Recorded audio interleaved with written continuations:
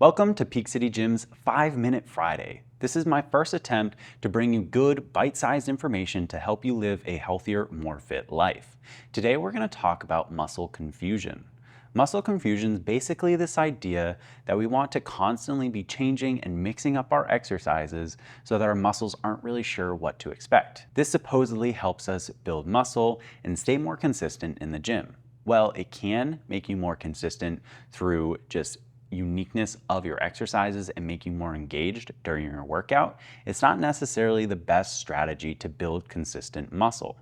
A better strategy is utilizing what's called progressive overload. Progressive overload is essentially this idea that we're progressively getting better and stronger in each of our exercises. So in order to accomplish this, we'd have to have some consistency of what exercises we choose, i.e. squats or benches, deadlifts, anything like that. Any form of exercise is something that we want to eventually get stronger at. That makes sure we are actually building muscle.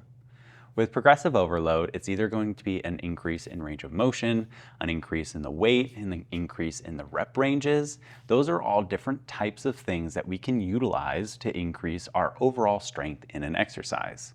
But we need to do this consistently enough to where we can actually track our progress and see that we are getting better.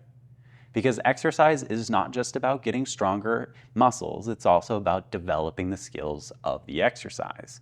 If you've never done a split squat before, you're probably not going to be very good at it or very strong.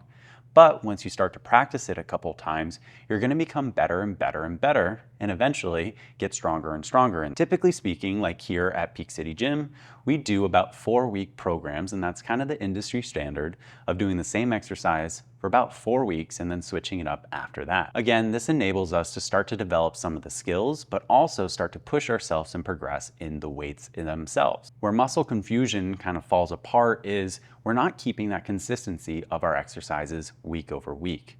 We're constantly changing up what we're doing and therefore not really being able to develop the skills and the technical ability to perform the exercise, and therefore not really able to push ourselves. Programs like P90X, Orange Theory, some a little bit, have really popularized this, and it's created a very fun, engaging workout environment, but it's not necessarily the best for your long-term progress. You may see really great returns on your effort in the gym short term, but long term it starts to fall apart and you start to hit plateaus much sooner than you would if you were constantly doing progressive overload. This doesn't mean that every single exercise you do every week is going to be exactly the same.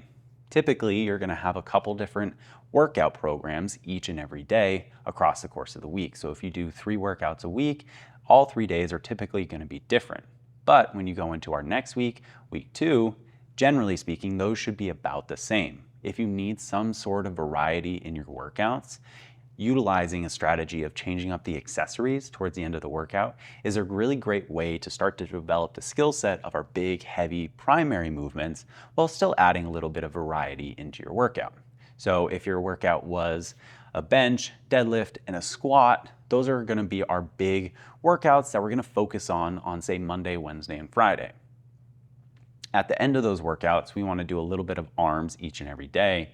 You can mix up which bicep curl you use, which tricep extension you use, and which abs or shoulder exercises you do. Those aren't necessarily going to benefit as much from progressive overload versus our big, heavy compound movements.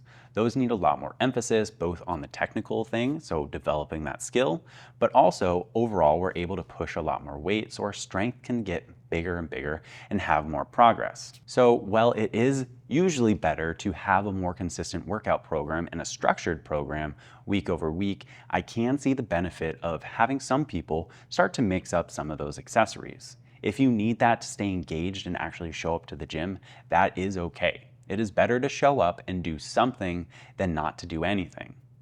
Orange Theory and P90X and exercise programs like that are not necessarily my favorite, and you aren't typically going to see the biggest progress over the course of the year or the next 2 years. But if that's the only thing that gets you excited and gets you showing up at the gym, then don't feel discouraged by what we talked about today to not show up and to do those exercises. It's always better to do something than to do nothing. So that's the end of our 5-Minute Friday. I hope you guys learned a little something, and I'll see you guys in the next week.